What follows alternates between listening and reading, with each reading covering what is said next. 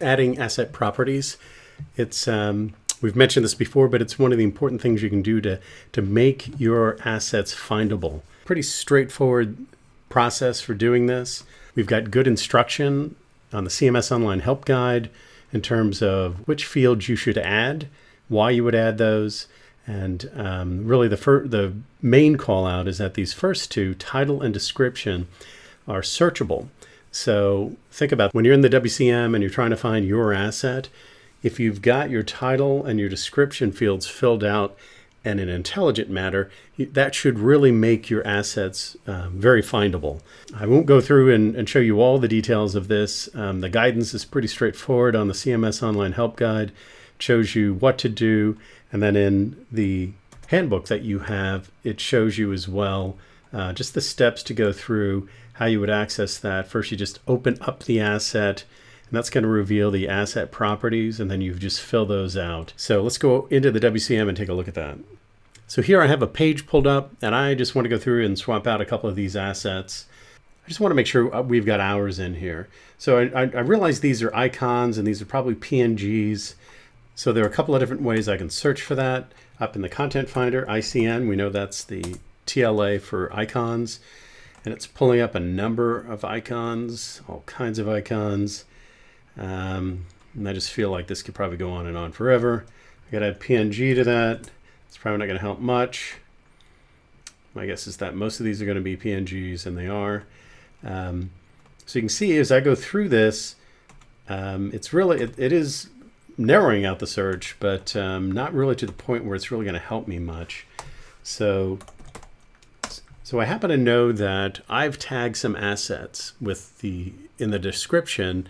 I've added the word learning. So I'm going to add that into this search. And there we go. So basically what that's doing is, and the guidance here is that when you're going through and adding some of your descriptors to the description field or the title field, is to add your team name. That's one key to making sure that only your assets are returned when you go through and do the search in the Content Finder. So sure enough, I've got these. Here are my icons, and I could just sit here and swap these out however I'd like to swap these out, knowing that these are all locked into my folders, and I can just do this pretty quickly. So that really is the benefit of having those properties in there. It makes the assets, the specific assets, findable for you. So the way that works, again, the way you go through and add these asset properties is I am in a folder and I've got the assets in the list view. I'm going to highlight the one I want to take a look at, double click and open it up. And then here are the asset properties.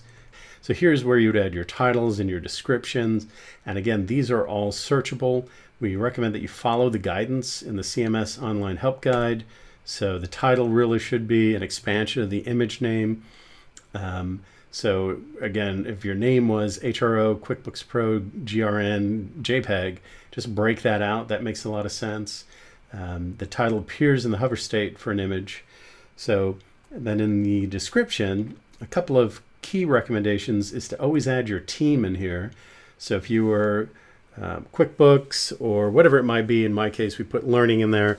Also adding the width and the height and using that format of W, the width, H, whatever the height. That helps if you're looking for a particular sized asset.